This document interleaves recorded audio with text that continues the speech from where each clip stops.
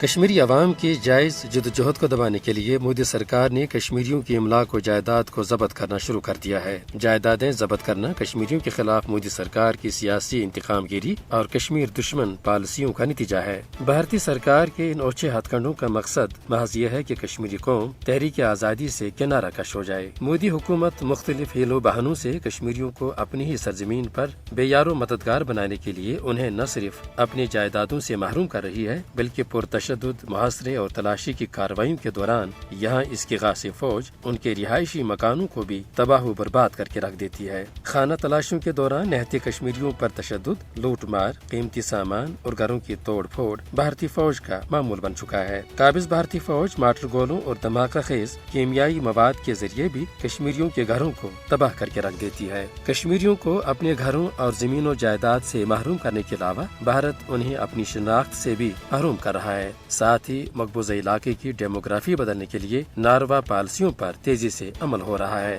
دراصل بھارت کشمیریوں کی حق و صداقت پر مبنی آواز کو دبانے کے لیے ہر ظالمانہ ہتھ کنڈا استعمال میں لا رہا ہے۔ بھارت جبر کے ہتھ کنڈوں کے ذریعے کشمیریوں کو اپنے جائز مطالبے سے ہٹا نہیں سکتا۔ دنیا کو ہر حال میں مودی سرکار کے ہاتھوں کشمیریوں کی اس ابتر حالت زار کا نوٹس لینا چاہیے۔